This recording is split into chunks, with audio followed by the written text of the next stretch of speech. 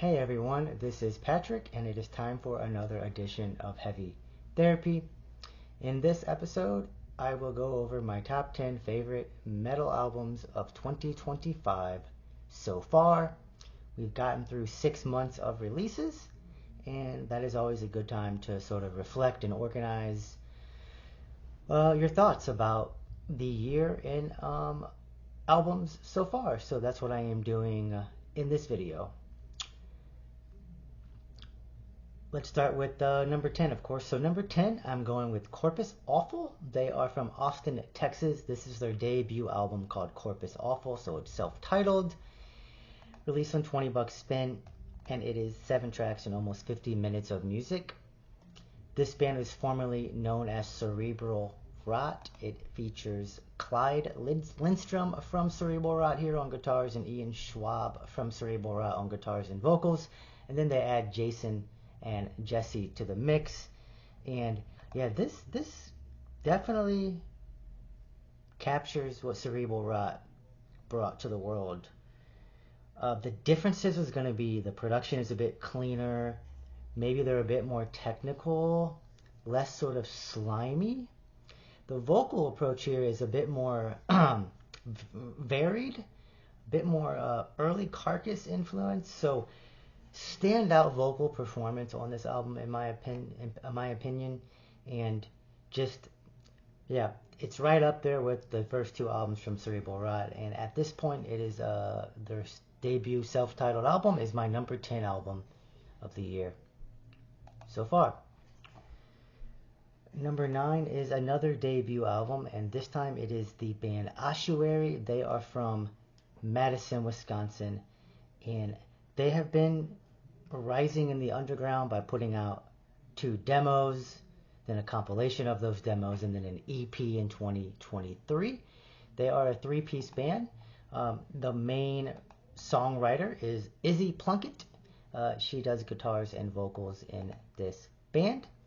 The other 2 members are Matt Jacobs and Nick Johnson.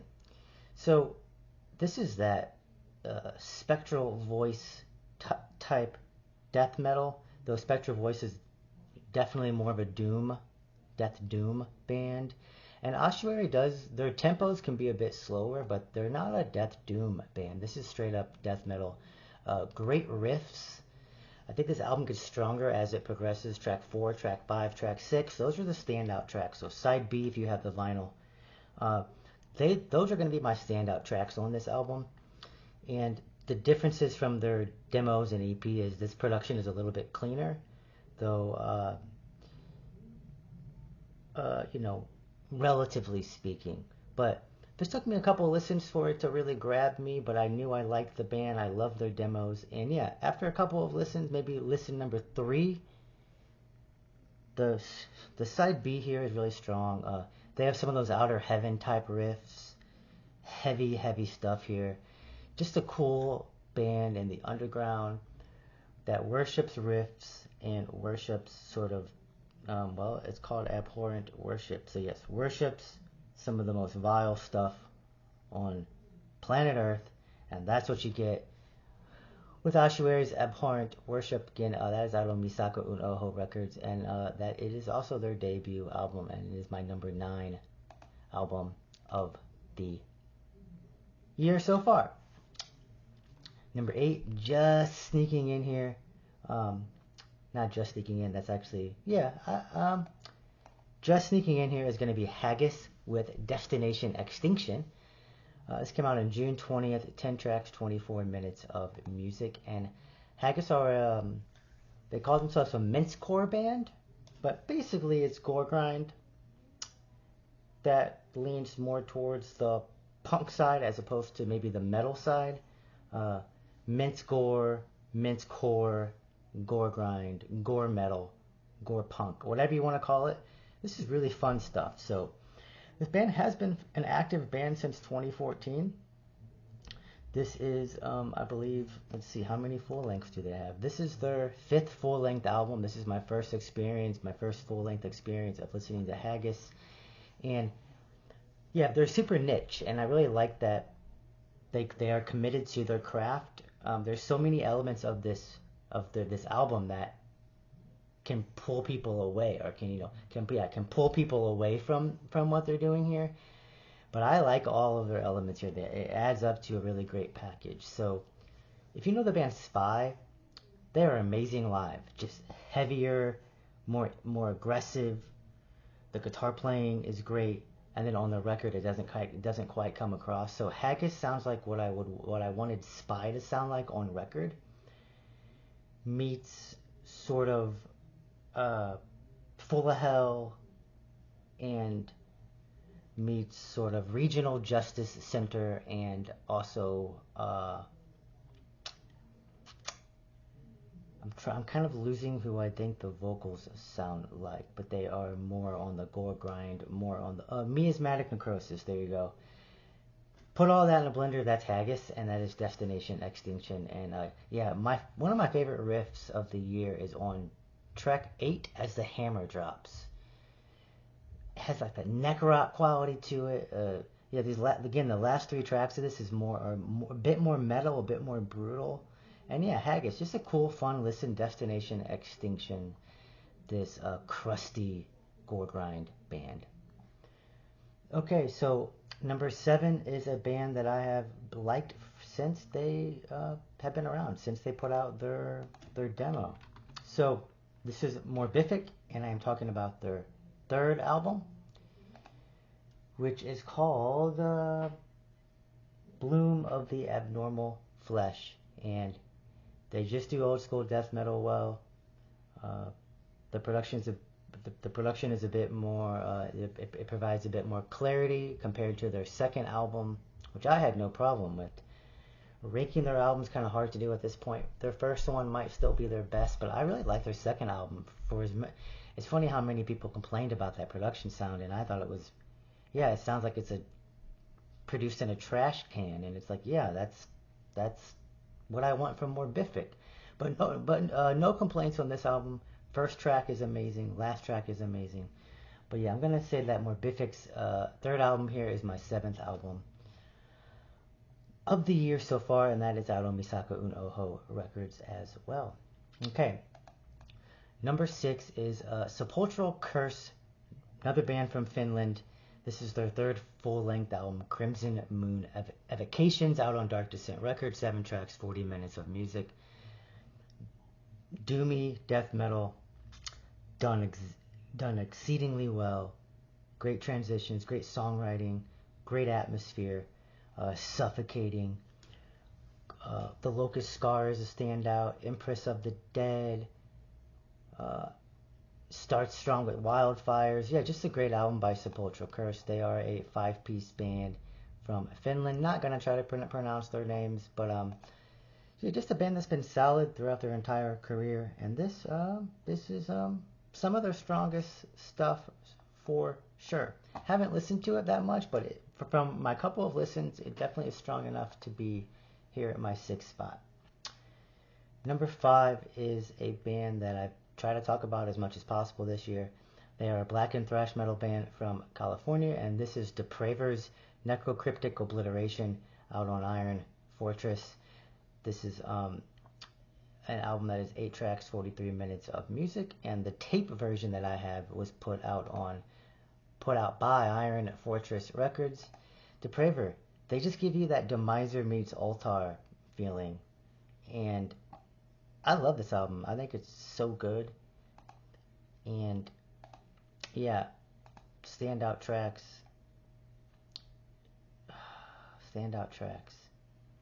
Well, that last track, Tyrant of the Divide, is really strong. The first track is really strong, and that's kind of, when that happens, you're gonna hit play a lot, right? And you're gonna start to appreciate the other tracks as well. But this is a great listen to Depraver.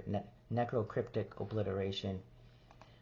They are a 4-piece. Rat Kicker on vocals and guitars, the Suageist on drums, Unholy Diver on guitars, and Valhalla on bass. Kick-ass crew. Glad to see them around. Black and thrash metal debut full length on Iron Fortress Productions. Number 4 is basically my first black metal album on this list. This is a band from the Netherlands. They are called Shioat, and this is their third full-length album. Here's the title: 8 tracks, 39 minutes of music.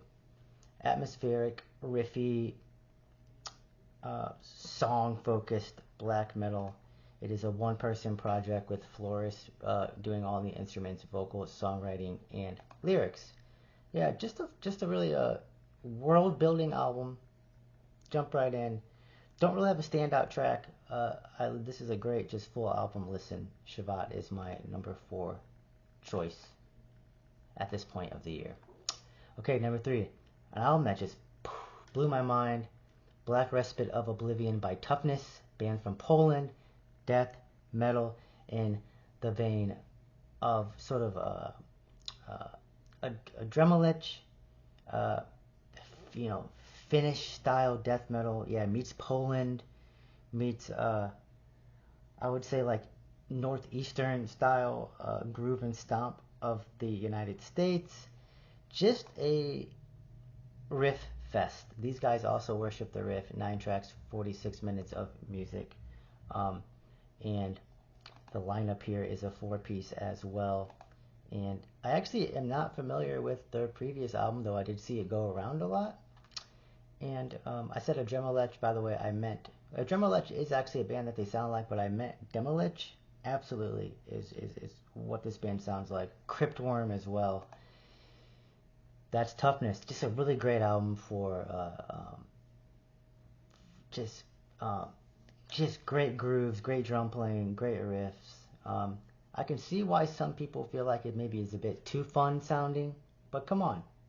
What are we doing? Toughness. Black Respite of Oblivion is my number 3 album of the year so far.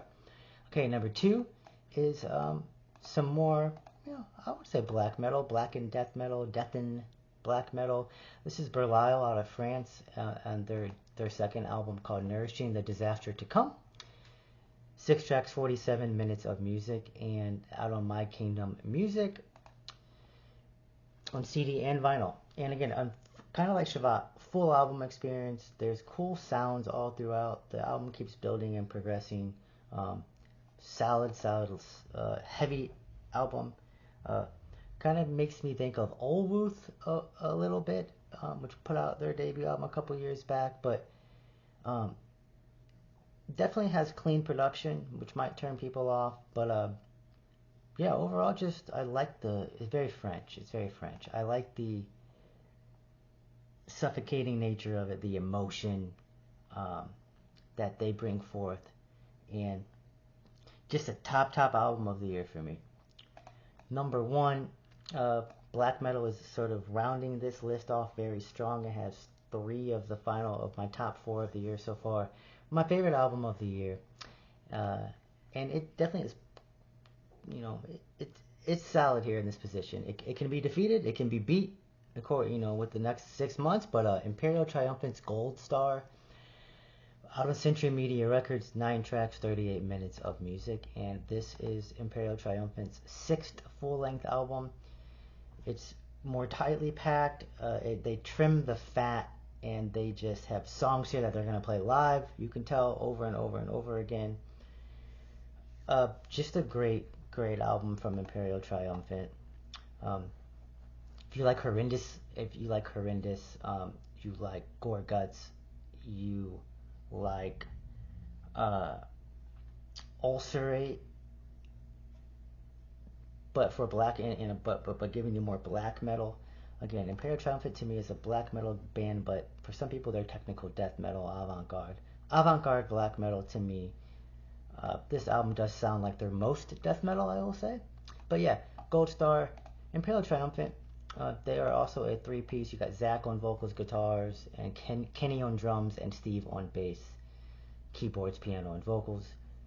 Jazz influenced, avant-garde, really committed to what they are. This band is committed to what they do, and I always appreciate that.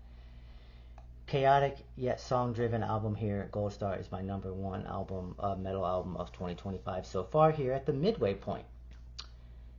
Thank you all for watching.